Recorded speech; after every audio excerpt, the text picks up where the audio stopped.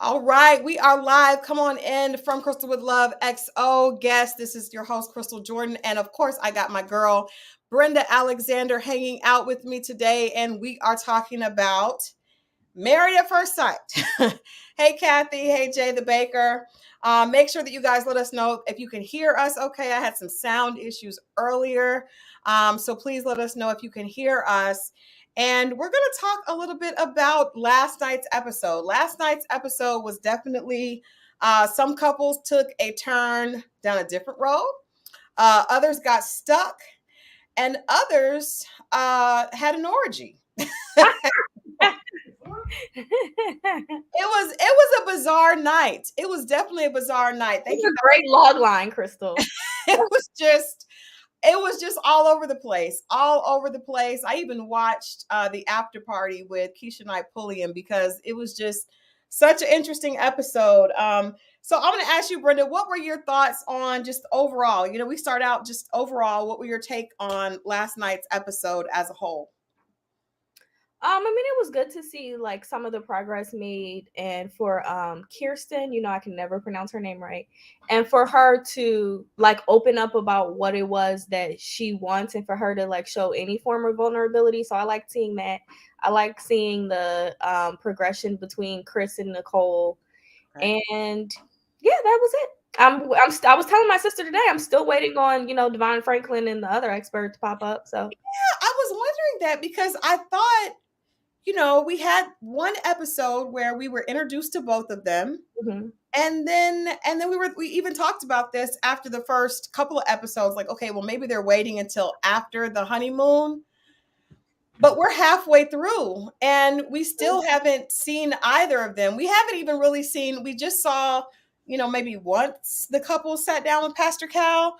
Mm-hmm. But it seems like as these seasons go on, there's less and less interaction with any experts in the couples, which I think actually works to the detriment of the couples. It's like you throw people together and you really are not giving them any type of counsel or guidance or, you know, perspective. And I'm not sure why it's like that. Dr. Pepper does like confessionals, but we don't see her even interacting with the couples. It's really weird. We are on episode 10. Yeah. I think it's typically like 16 to 18 episodes before they start doing the 2-3 part reunion and then the Where Are They Now? Yep. I don't understand what the end game is here, like what the plan is. And that I like, as we spoke about it, that's one of the reasons why both of us agree that we feel as if the couples have not been necessarily set up for success, or, you know, they kind of intervene when it's too late and like all hope is gone. I just don't think that the experts are as involved as they have been in previous seasons, even like 3-4 seasons ago, because like they normally air like about 2 seasons per year. And it's really reminiscent of like anybody who's been a fan of America's Next Top Model, like how Kyra's involvement was like less and less involved for like the first, I would say maybe 8 cycles, and then we just saw her at judging panels. And that was it. She did. That's true. I didn't think about that. In relation to that, but I, you know, and especially because we've already seen one of these couples quit, right? And they literally quit right when Pastor Cal, it was like the first time that Pastor Cal actually sat down with them after the honeymoon. And I think even though I did not think Dominique and McKinley had any possible hope of making it, and I don't think that was necessarily McKinley's fault. I think that they could have made it further, and there could have been different perspective if they had some, you know, a couple of sessions maybe before it got to the point where, you know, Dominique, I mean, because there were clear breakdowns, you know, almost to where I'm wondering why production didn't say, okay, maybe we need to talk to them. When she visited his house, when he visited her house, that to me was like the straw that, yeah. Yeah, they were, I mean, she was over him like day 2 of the honeymoon. True. So like we mentioned, I don't know if maybe they need to start showing up at the honeymoons, like what, but it, to me, it's like, if you're not going to give it your full attention, then like, let's just cancel the show. I actually interviewed Keisha Knight Pulliam yesterday, and because she does the after show, it wasn't about the MAFS, but it was about a movie that she's on on the Lifetime Movie Network, and I asked her specifically, like, what is her attraction to being involved in the show, and what is her response to the criticism regarding, the viewers' decline in interest in the show. And she has something interesting to say about it, but she said that they are like really into viewer feedback, and they're really taking everything into account. So I hope that they do, because if not, they can just cancel it. and that's on Mary Had a Little Lamb. Brenda's very clear. April said that's why I stopped watching the show. I think it's all about drama now. And they don't have these couples' best interest at heart. First time watching since the season with Arris. Child, that was a hot mess. Yeah, I haven't fallen in love with the couple since Woody and Imani. I know that Brianna and Vincent from the Atlanta season are doing well, and they just had a baby, and I like them. But Woody and Imani has been like my last standout couple. Yeah, I did like Vincent and Brianna. I like that season. I actually did, except for the other stuff happening that I don't even want to go into. The other couples that were maddening. It was like good and then like horrible, you know. And I think that season, I think their love probably got overshadowed by all the BS. Yeah, they got lost in the sauce for sure. That was horrible. That was horrible. But happy Women's History Month to you as well, Kathy. Thank you so much for joining. Thank all of you guys for joining. Make sure that you like this broadcast. We're getting ready to get into it. I will say that I actually enjoyed seeing Gina and Clint because I feel like, with Dominique and McKinley, Dominique was young. And I feel like at 25, even though you can think that you're mature, you just don't have enough life experience. And especially when you're 25 and your mother signs you up for the show. So I just feel like she wasn't really mature enough. But I feel like the opposite is true with Gina and Clint.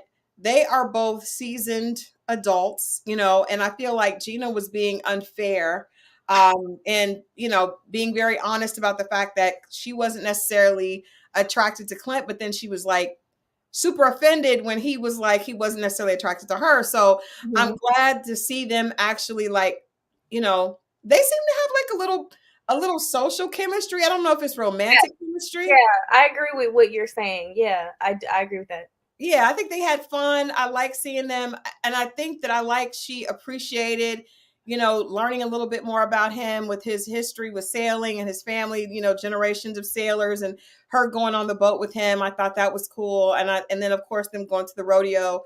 You guys know I'm into horses and stuff like that. So I liked seeing that. And I agree.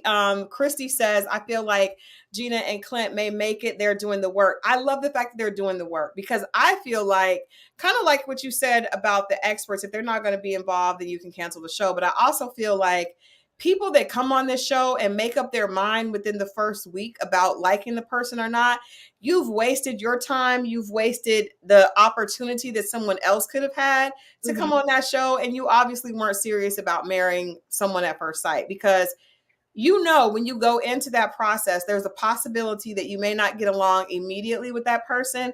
So to me, to come there and then to have this very short fuse and to be unflexible and not willing to really give it a chance, to me, it's BS. So I like the fact that they're not doing that. Clint has a really good attitude because she's kind of giving him her ass to kiss, but he has consistently said, well, I'm still in this. He actually still wanted her to move in, even though she just, she declined. But he hasn't changed his attitude towards her. And a lot of times when people are initially rejected, their attitude towards the other person changes and they'll say, well, I'm giving it a chance, but they're really not. So I really liked, I think that was probably the couple I enjoyed the most on last night's episode because you could actually see that they were both in it, right? Yeah, they were definitely growing in the right direction and growing together because I, for one, was 100% irritated and over Gina. Because to me, she was being very immature and just non-committal, and I felt like when she had the opportunity to end it when they had that sit down with Pastor Kyle, that down in her heart she really wanted to, but she didn't want to be the one to make that final decision because she didn't want to look bad. Yeah. Yeah. So I'm glad that she did push through, and she even did say, I believe, on the next episode, on the episode that aired after that, that it was her. Like, she was in her head about everything, and she was overthinking things, and she needed to try to figure out a way to like let her guard down and to not be as like final when it came to her making these decisions, especially on the show like Married at First Sight. It kind of just defeats the whole purpose. So I'm glad that she did bend a little bit. Excuse me. Whether or not they make it to the end, I don't know, but I do feel like she's not pulling the card that others have used in previous seasons where they're kind of just going along to get along, and then on decision day they know that they're going to say no. I Right. just really think that neither her nor Clinton know what's going to happen, but they're in it to see what could happen, what the Yeah. possibility is. And that's that. I mean, that's the least you can ask for, is for someone to have an open mind. D says it didn't seem like Clint said he wasn't attracted to Gina. He just talked about what he was used to. I agree. I agree 100%. I think that statement that he said got blown way out of proportion. But I also feel like for women, I'll be honest, I do think that, men need to be attracted more than women do initially, right? I think women can grow an attraction. I don't think men can. So I think when a woman hears any little thing, right, it definitely, it bruises our ego a lot differently when it comes to the physical makeup. Now, for a man, a woman is going to hurt him more if she feels like he ain't, he don't have his stuff together, which is why we saw what happened with Dominique and McKinley, how she really made him feel like a failure. And I think for a man, if you act like he's just, a failure and his money isn't right, if you insult him in that way, that hurts his pride more. But if you insult the way a woman looks, it's that's our Achilles heel. So I understand her being sensitive about it, but considering what she said about him, and she was, she said it to his friends and family. That's why I was just like, that's weird. They both said the same thing about each other, and neither one of them said that they weren't attracted to each other. All they said was that that's not their typical aesthetic that they go for. Yeah.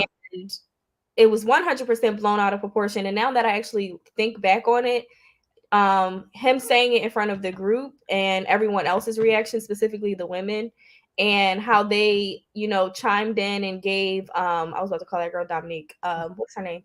How they gave Gina, their 2 cents, that only escalated the situation even further, because she may have felt a certain way, but I feel like she blew up more when, she had co-signers around her. So especially when all the other co-signers were kind of thick. Everybody on this yeah, season, Nicole. yeah, Kirsten, everybody is voluptuous except for Jasmine. So it's like it was almost like he touched a sensitive point with the other women, especially because Nicole and Kirsten reacted and Dominique even, you know what I mean? So I think that made it worse. But that's also why an expert should be around, because I felt bad for Clint, because he was just trying to explain himself and trying to stay out of it and trying not to offend, but to apologize, and it just blew up and it was ridiculous. Yeah. But I think that another thing I like seeing before we move off that couple is he went to her salon and he was like interacting with the ladies that she works with. And again, knowing that she's already told people that they're not really into each other, for him to be open to go to her job and to be, friendly and amicable with everybody and not have a chip on his shoulder, I give him a lot of credit for that. And I thought they did a great job on that episode. They both really were open. They both really were trying together. And who knows, like you said, if it'll go to the end, but at least, they're trying. And I think that's because they're both mature in a way. Yes. She was acting a little immature initially, but they are, they both are doing that. If you guys are just joining, of course, we are recapping last night's episode of Married at First Sight, and there's so much to get into. We got the easy out the way first. But speaking of thick, April says, I thought thick was a good thing. In some cultures it is. In some cultures it's not. But I mean, everybody's trying to be slim thick nowadays. So slim thick is different than thick, because it just depends on who it comes from. So let's talk about Nicole and Chris acknowledging in the most awkward scene ever. It was like, what? No one asked him for that. Why would he offer up that information? If I would have let her, I'm sorry, I would have probably let her find out Watch it. Yeah, and then explained it. Because I think that had she seen it, yeah, versus him saying it, it would have had a different. Like she immediately shut down. she did. She And did. she's like, mind you, it's an adjective that she uses to describe herself. So It is, but I do know women. That's just women. Women are freaking crazy. Most women are. We are all like, we all have insecurities, and most of it has to do with our bodies. A lot of, most women have that. So it is different when you call yourself thick or when you say something and a man says it. But what was hilarious to me, number one, he didn't even know. They may not even have shown that clip. So you kind of just saw that clip. Did you see that clip? They might not have even played that clip. He was just, and I think Chris is very naive and just a sweet person. So I think, and that's what Christy said, he's just so sweet. I think he just was like afraid. He was afraid of her seeing it and it hurting her feelings. And so he put everybody through the most uncomfortable scene probably in MAFS history in the last 2 or 3 years. That was like painful. I was like, oh my God, they're explaining thick. It was just weird. It was super weird. But she did shut down. I don't think he meant it in a bad way. If you guys remember, he actually started out by saying that he's not really comfortable in his own body. And he comes across that way. Like he's very self-conscious about his body. I don't know what that is about, but he seems very he's just not confident in himself. Like he doesn't really walk. Very, very passive. Yes. But even like timid and a little bit like insecure. I get more than passive. It's like insecure based. And Nicole actually, I didn't get that from her until she acknowledged it, right? And so, because I think she has a nice shape, as she said, she's short and just, she's just going to be a thicker person. That's just how she's built. She's not overweight. That's just how she's just curvy. We understand. She's one of us. Yeah, she's adjacent. Okay. She's adjacent. I remember I said that to you when I think it was like one of the early episodes. I was like, is it me or is she like thick like one of our cousins? He was like, yeah, she's definitely thick. She's a meatball. I ascribe to the meatball lifestyle. She's short and kind of curvy. So, but yeah, she is short. Like, yeah, she's short, and that makes you look like my mom, like a Coca-Cola bottle. Makes you look even thicker when you're not very tall. Trust me, I know. I struggle with that myself. But she comes across as a lot more comfortable in her skin than Chris is. Mm-hmm. But I don't think that's going to deter them. I think the two of them have been the most consistent this entire season. Like, I think out of everybody, they're the only ones that have continued to move forward, which I'm surprised. I thought that it was going to be a little different because of Nicole. But it seems like she really recognizes that he's a good person, and they actually communicate pretty well. I think they got better. I mean, even though she was uncomfortable, I think they were able to talk through it. It was awkward again when they, shared it with the group, which I was cringing about because I was like, we're going right back to the situation like with Gina and Clint. But it was involving everyone else's opinions too, to like infiltrate something that's been good for for the both of you. Yeah. But I think they're going to be fine. I think they will make it to decision day. And I think we've said that pretty much the whole time. Most of the viewers, watching have said, I think out of everybody, they probably will make it to the end because they both, I don't know. I think Chris probably would be fine with just anyone that's nice to him. I don't know if he just really likes Nicole a lot or is he just is kind of easygoing, and whoever is nice to him, he probably would be nice to. I don't know. I think she's kind of like, remember Miles and Karen when in the NOLA season? Yes. When Miles's sister or cousin or whatever was like, listen, if you put any woman in front of Miles and tell him to love him, tell him to love her, he will. And you and I both said that about Chris. Yeah. And we kind of got that vibe. It's like the two of them were like a perfect match because they were so like quote unquote desperate or eager to find a partner and to find love. And we didn't know how it would go. It could have been like really combustible or, it could have gone another way. And I'm happy that it's going good for the both of them. Yeah, I hope so, because I think Nicole really genuinely, wants someone, and she definitely needs someone that's more laid back. Mhm. But time will tell. Sometimes those laid back people can get you though, because sometimes they're holding in a lot of stuff that they're not saying, and they're not really as happy as they're pretending. So I'm always a little bit afraid of people like that, because they're like it's like a build up, and then all of a sudden they'll like explode. It's like, Yeah. where's all this coming from? You didn't tell me any of that. I just like people that know how to communicate their feelings. And I don't think that Chris does. Christy said, thick is the word of the season. And I agree. I think Mhm. that's the word. That's the word that everyone needs to be drinking to.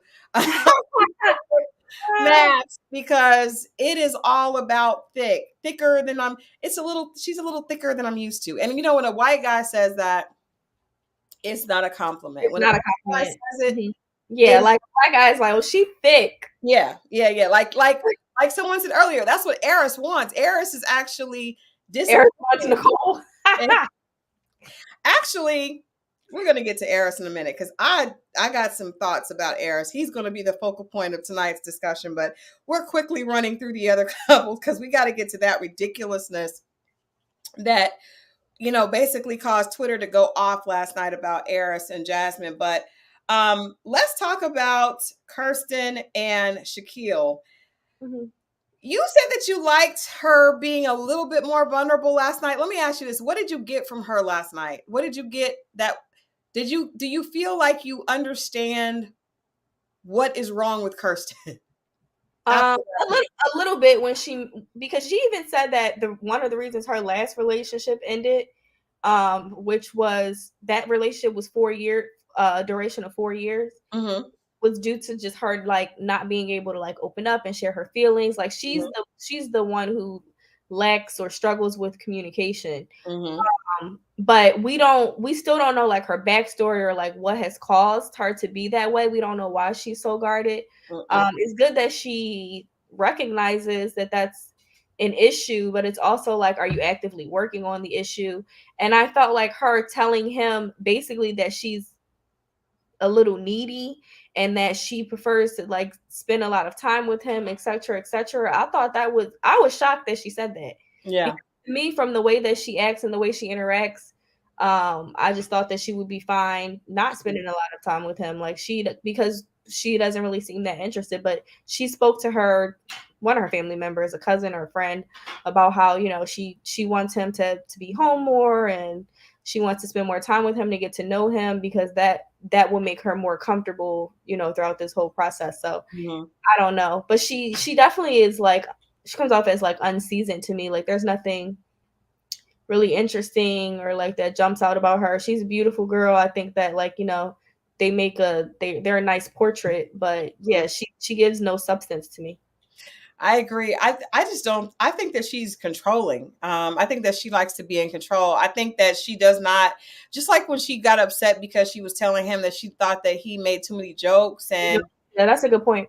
she didn't like how she wants things to be a certain way. And so I think even with her saying, in my opinion, with her saying that she wants him to be home more, it doesn't have anything to do with her really wanting to connect with him. It's more about her wanting things done her way. This is what you're supposed to do because that's what I want. He even made a remark when they were going, he wanted to go look at plants, that he didn't think that she has an idea of what she feels like quality time is. Mhm. So for her, it has to be very much the way she wants it, or it doesn't count. And I think that just goes to her being, controlling, and wanting him to do what she wants him to do, even if she's not giving him anything on her end. Mhm. So I'm not sure what is the issue with her. I think a big part of it is that she's not really into Shaquille, and she feels like he's supposed to be under her thumb. I don't feel like she's open to him. I think she's trying for the show, but I think even when you look at how she looks very disinterested all the time. Even that scene where they go to the store with the nursery, and she picks up a plant, and he's like, you could tell he's kind of getting tired of it though, because she's like, we should get this one, and he was like, no, we should get this one because you can see it grow, and she was like, okay, we should get that one. But she doesn't really seem interested in what he wants to do. She seems like she wants him to do to follow her program. This is the way it's supposed to go if you want this, right? Even when she's talking to his friends, she was like, I don't know if I'm gonna like him. Like she's not giving anything that would suggest she's vested at all, or she's even aware of the fact that something is required of her. So I'm just not really I just it's It's dense. That's what it's I mean. Like it's unseasoned. She's very bland to me. I do agree that he's getting tired of it, because one of the things that he said in his confessional with to producers, after she mentioned that she wants him to basically spend more time with him, she wants to spend more time together. He Mhm. specifically said,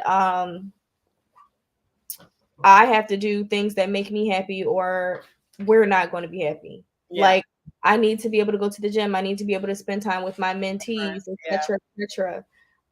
Even when even when he's like trying to make her a part of his world with bringing his mentees to the house and everything like that, it wasn't the same chemistry or reaction that like we got from Clint and Gina. Mhm. It was very much surface level. Yeah. Even when she was asking the guys, it just didn't feel like she was connected. She's like, "So, what were you worried about? What did what did you think?" And I assume because she's very pretty, right? So the guys were kind of like, really, Fawning over her, yeah. yeah, hoping he didn't have anybody ugly. I mean, she's a beautiful girl, and she knows that. But I didn't feel like she genuinely was impressed. I think most women would be really impressed at the fact that their husband, really was mentoring these kids and is really vested. Those are great husband qualities, and she doesn't seem really moved by that at all. I was a little disappointed to hear that he turned down a job opportunity, Especially without discussing it at all. Like, and knowing that at the end of this doesn't look like it's going towards a marriage, right? it's like no certainty at all. None. So I would have asked them if I could get back to them in a few weeks. Right, right. I wonder, because I do think, I will say this, I'm not going to put it all on Kirsten, because I also think that Shaquille is so emotionally needy right now. I don't think he's really ready to be married either, because he is so sensitive to the touch. Like when they were blindfolded and they're talking about like their insecurities. I mean, he's already shared that he was insecure about his scar. He was insecure about not playing sports and all this stuff, and it comes back up again. And I feel like he overwhelms her with all his emotion. He's very emotional, and I Mm-hmm. feel like it's overwhelming to her. I also feel like sometimes people can try to be emotionally manipulative, so they can be like, okay, I'm doing all this for you, you owe me, right? So I feel like he's like, I don't know that he got the job offer and he turned it down so much as he wants her to feel that way, right? I think that he Yeah, wants her. so that he can get some type of reaction out of her for it, Yeah. like be rewarded for it. Yes, I think that's what he's doing. And I don't think it's on purpose. I don't think it's malicious, but I do think that he is very desperate for a relationship to work. When this doesn't work, I think it's going to be a mess, because I think that it's not necessarily about, see, to me, you should only get married when you are in a great place emotionally, right? And the other person is not something that you need, it's something that you're ready for. And I feel like Another person can't be responsible for you're your feelings. All like they're responsible for not hurting your feelings. right. They cannot carry your emotional burden. And there can't be like an emptiness that they have to fill. When they come to the table, there's already this big hole. And I feel like I like Shaquille, but I feel like there's this hole that he's wanting to fill with a wife.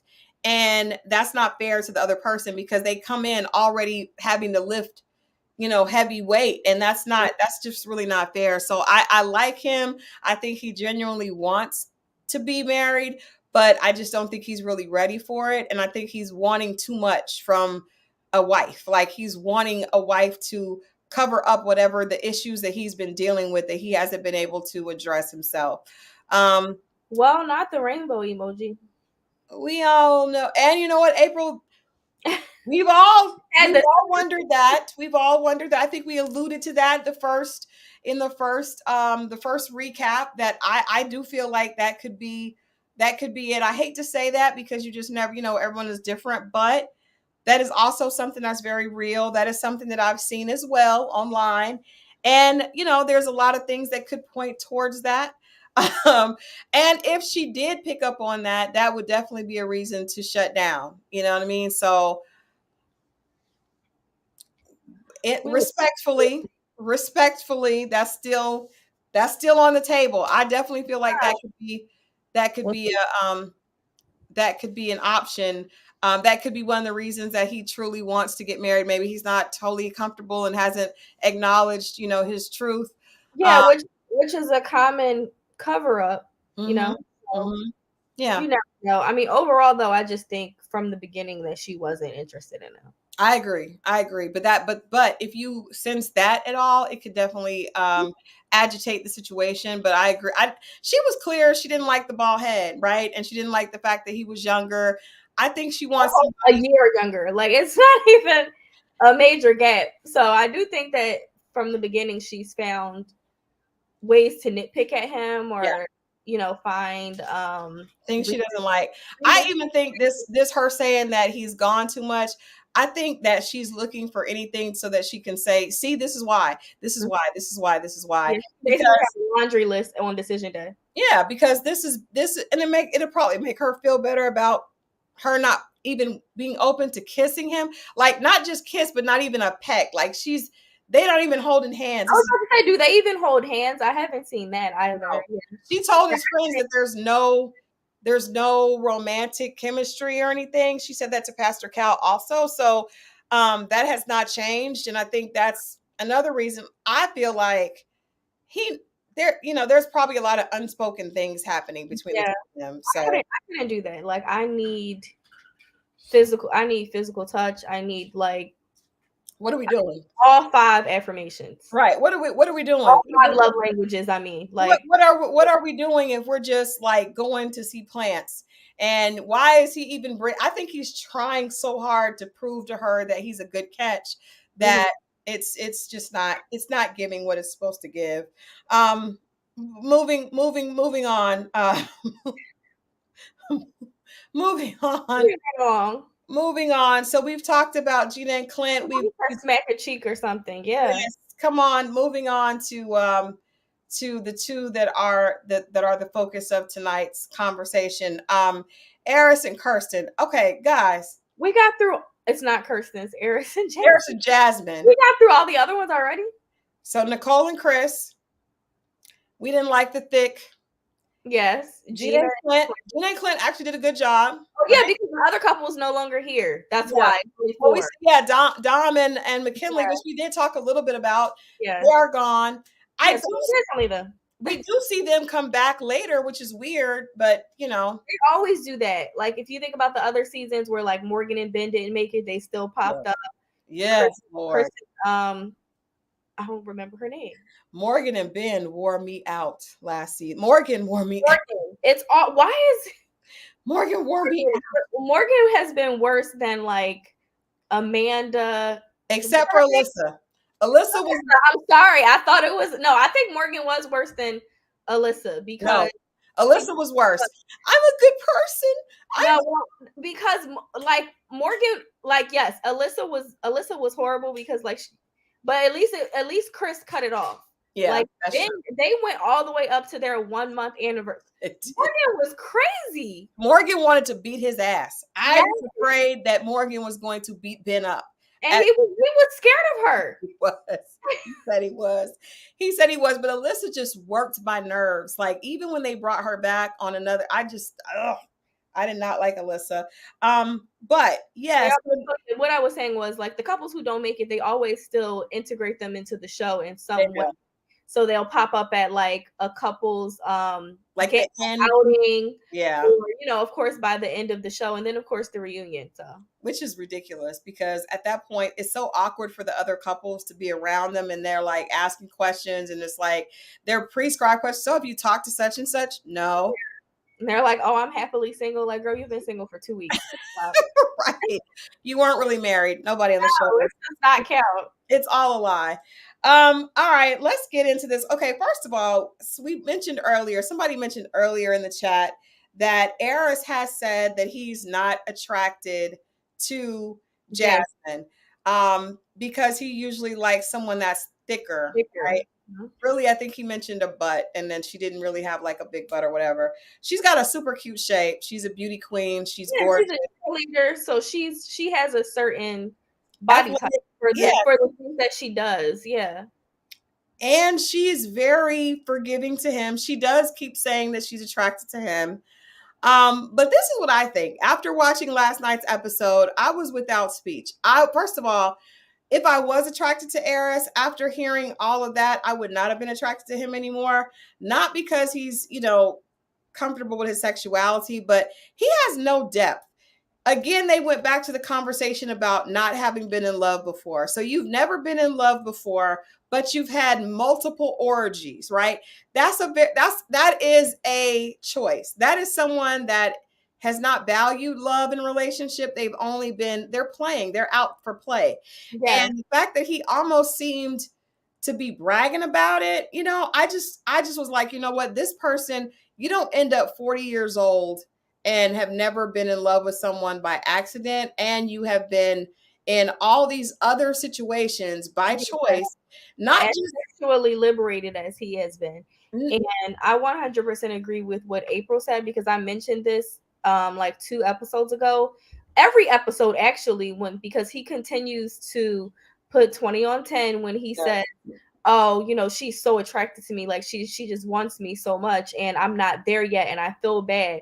And I always have felt like men who brag about what they can do sexually, who brag about their past performance, who brag about their past, like if all they can base their worth on, or their measurement of a man to be, is on sex.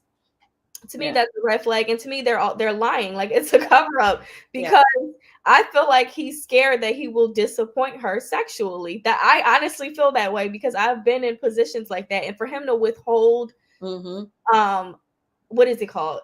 Pregnancy brain. What is that?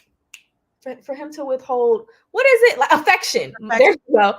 Like when men like use that as a tool. Yeah. It's such a game that they play. Like, I would be very surprised if they do something and she comes back and she's like on cloud 9, like it was the greatest thing that she's ever experienced, because I'm 100% sure that it's not going to be. He's very insecure. He uses sex as his superpower. You're right. It's manipulative. Mm-hmm. And I do think that it is also, I have a girlfriend that is drop dead gorgeous, and there was a guy that she was dating, and he was using like steroids, right? Mm-hmm. And so he was having some trouble with his, equipment. And so he tells her that he's not attracted to her. Everybody in the world, like, this is the girlfriend I bring around, and everybody at the house is like, who's that? Who's that? Girls and guys. And he told her, I'm just not attracted to you. And it was because he was having trouble with that. And it was a way for him to try to hurt her before and not be vulnerable, right? It's a ridiculously old trick in the book. I had a friend I went to college with that was like that. He had some issues going on with his equipment. And so what he would do is he would say, oh, well, that girl, she wasn't good in bed. She was this, he would try to make it seem like the girl had an issue. Like she was. Yes. They always do it. They always put it on the woman. Like I had a person that I dated tell me, women aren't even supposed to like men are supposed to be the one to like initiate it, or like chase the woman. And I'm like, oh, so I'm supposed to be a robot because you can't do what needs to be done. Okay, got it. Like, you don't think about that in that moment, right? When you're out of it, you're like, oh, this was a game. This was the okie doke. Yep, it's definitely the okie doke. And I feel like at this point, at first I was like, well, maybe he is attracted to something different. But after hearing all that bragging last night, and it's one thing to say that you've been with you've had a threesome or something, because I think a lot of men have had a threesome. But to say that you're in a situation multiple times where you and other guys are swapping females out, like, And again, there's nothing wrong with that lifestyle if that's the lifestyle that you choose. But for you to have had so much experience over here and no experience over there, that tells me that that is very strategic and that is very specific. And you are unable to. I think that he cannot deal with someone that is mentally on the level. He is very immature. Or surpassed him on that level. Yeah, it's not. It's all a game. So it's the sex game, it's the mental game, it's the mental fuckery of it all. Yeah, right. And Yeah. another thing that I've noticed that's been a red flag too is when men who have these alleged past or these playboy past or they're bachelors or they've never been in love, when they're in situations like this, they always try to project onto the woman that it's a privilege that they chose them. Yes. Like, yes. okay, well, my player days are over. Yes. I'm ready to be a one-woman man now, and I've chosen you. Like Elijah Wan was like that. No prize. Elijah Wan was like that.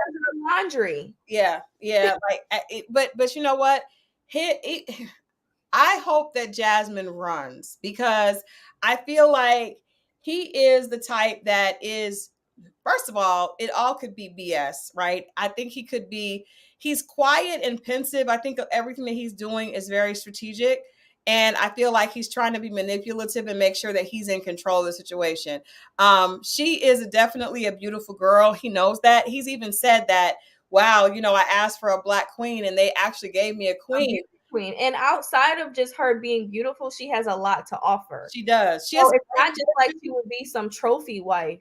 No. And I think that's a big part of it. Like she has 14 dogs that she's breeding. Like she has multiple streams of income. Yeah, she does. She's built a good life for herself. Mm-hmm. And yeah, he's probably just not used to dealing with women on that level, let alone one that he married at first sight. Right. No, he definitely is outmatched. He's definitely outmatched. And I hope, like Christy T says, I hope Jasmine doesn't fall for his okie doke. She seems like a smart girl, but I know she really wants it to work. And I think she does, but I also feel like there are so many men that she would be like the apple of their eye. She is absolutely an amazing catch. So I think that she needs somebody that's a lot more, just more on the level. Arris needs to grow up, and he probably isn't going to because his family supports that BS that he's on. Even his cousin, like when I'm hearing all this stuff about him, I'm like, she shouldn't even be. Why do you even have his back? Yes, you probably know that he's not ready to be married, but why are you being such a bitch towards Jasmine? And Jasmine hasn't been anything but understanding and patient with him, and he doesn't really deserve it at this point. So I'm looking at her even crazier, like, this is who he is. Why are you attacking her? You need to be telling your cousin, you're not ready for this. This is not really what you want. Quit playing, quit wasting her time. Because there are some women, strangely, like this is like this in my family. There are not a lot of men in my family, so the men that are, they're put on the pedestal. Mm-hmm. So because they're not like complete F boys, right? They get a pass for the coonery and buffoonery that they do, right? And the women uphold them to a specific level. And he's surrounded by women. His mother takes care of him. He may not live with his mother, but he takes care of him. And his cousin is basically like a surrogate mother to him as well. And his cousin is looking at Jasmine like she thinks she's too good for you. She's too uptight. She's coming off as fake. No, the cousin would prefer that he be with LaQuisha from where's this season? I don't even know where this season is at. Nashville. Yeah. So LaQuisha from Memphis. She would prefer that, she's from somewhere like that. Not that Memphis is a bad place. Love Memphis. Had a great time. Love their food. Yeah. Technology. Just not someone that comes off at least physically or like appearance wise as astute as Jasmine does. Right. He has a LaQuisha who has a certain personality, or kind of is like an around the way girl, appears above her. Yeah. They don't want him to have an equal match or someone who would upgrade him, who would challenge him on that BS, because he's not had to grow up at all. He's just living in a perpetual state of infancy, right? So what K Michelle saying about he's a grown little boy, That is Arris. And the idea, there are a lot of men that have had, you know, and like I said, I have no problem with anyone's alternative lifestyle. My problem is the fact that you are on this show talking about you want to get married and you're still bragging about that. At a certain age, that's not something that you brag about. Like that, you should have done that, got that all out of your system. And if you still like doing that, there's a way to talk about it, right? Then do it, and don't come over here trying to do that. If you want to live a lifestyle like that, then you shouldn't have signed up for this show, right? Because you know it's alternative. It's not necessarily something, you're not going to find somebody on this show that necessarily, number one, you're going to have a chemical match with, you're going to have all these things, and is going to enjoy swinging with you. I don't even think that's swinging. Orgies, and that's a whole. Listen, it's just Jasmine is not here for it. So let's just say that I agree with you. I don't have a problem with what people choose to do, you know, sexually or whatever. But you're on here trying to, you know, be married, and you've never had a serious relationship. You lead with sex every conversation, like everything that you do, it leads with that. Like you have nothing. That's just such a big jump to go from you're 40 and you just had an orgy right before filming.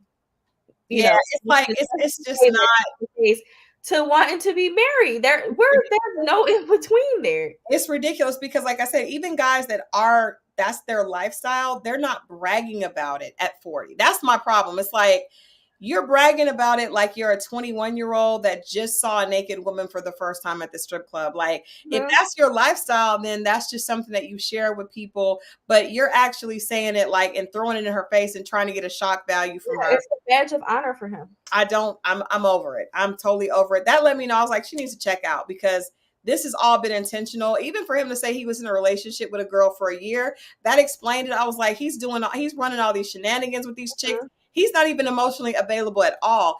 Christy said no emotional intelligence. He's not emotionally available, and he's going to have to work on that if he ever does, because he may not ever work on it. He may end up being a 60-year-old woman, like somebody said, trying to get, you know, a 30-something-year-old. Pay for somebody's bundles. And right. And that's great. I think he thinks he's hot. And that's the thing about this. Men, being an attractive man has an expiration date on it, because a grown woman, yes, you want a man that's attractive, but at the end of the day, you want somebody that's emotionally mature, able to provide emotionally, physically, financially, and all those things. And he just doesn't, he's not measuring up in anything outside of the fact that he's reasonably cute. He's not fine as hell. He's reasonably cute. So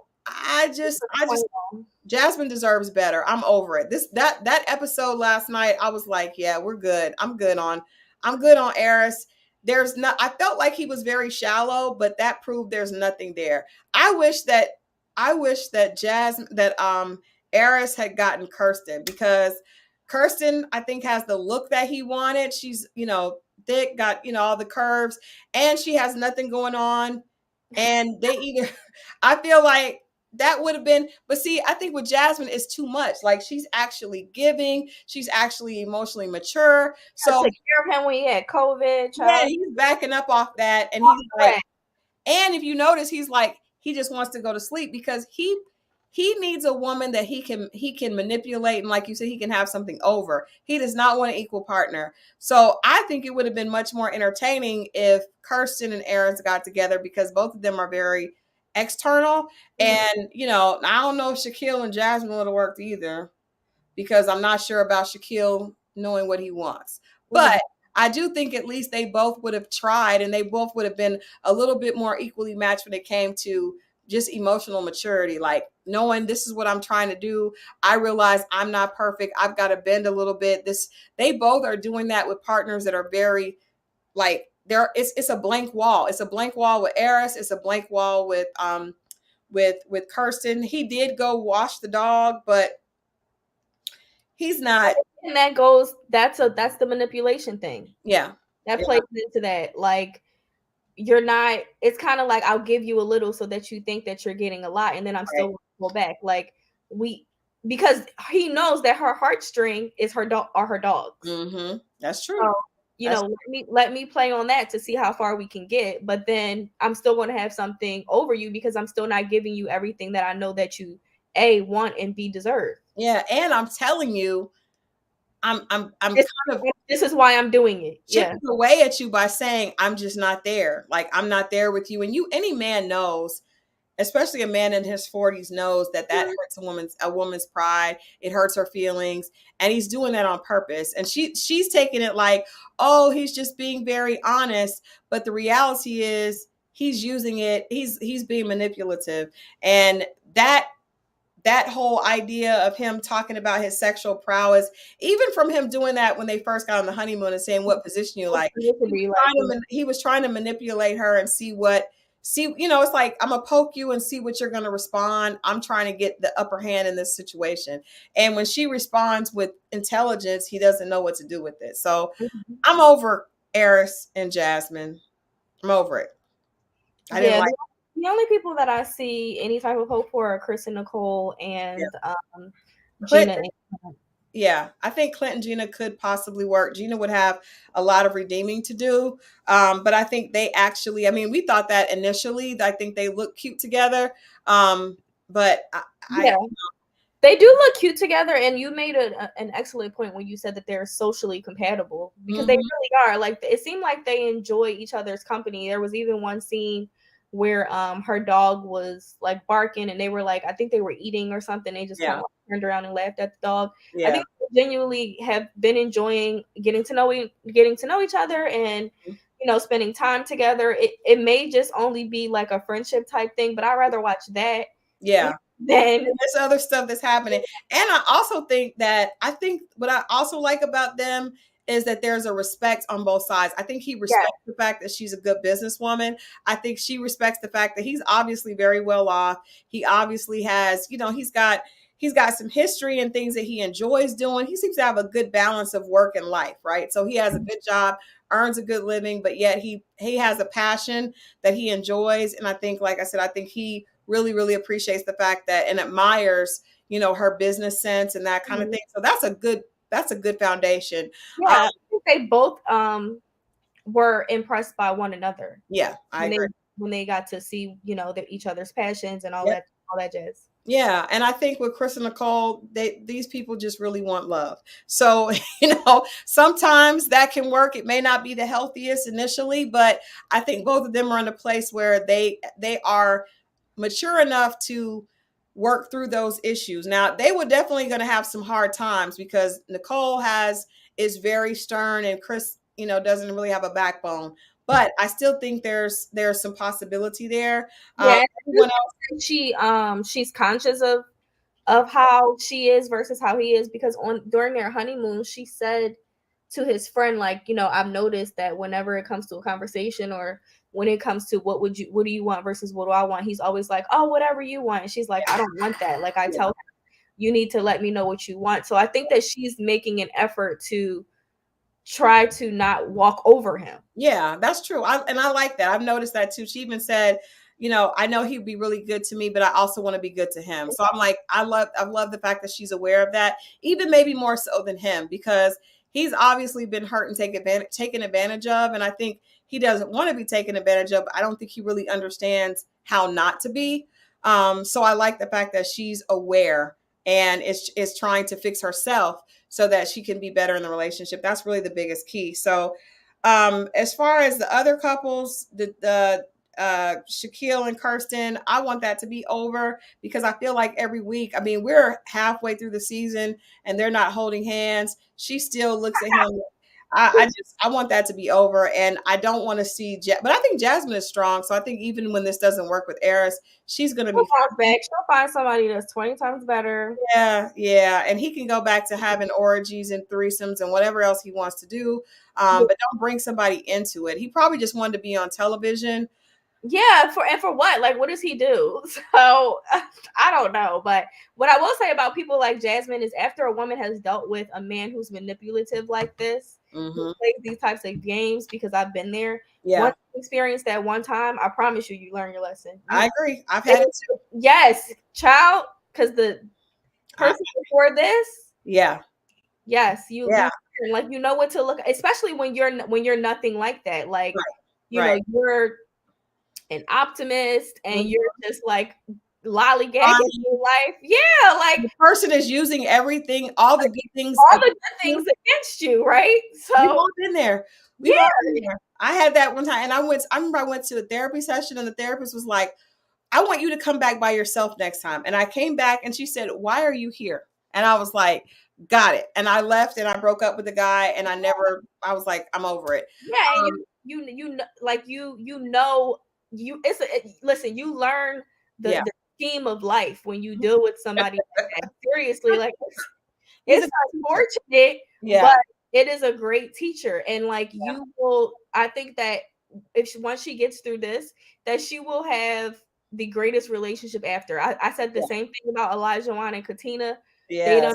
don't again. Hopefully, they're broken up for good, and you know she finds, or the man finds her, you know, and Yeah. they live happily ever after because nobody has time to be dealing with that. You know, and that's actually Ooh, Elijah Wan wasn't quite as bad as Arris, but he was that I was a player. abusive. He was the Yeah. worst.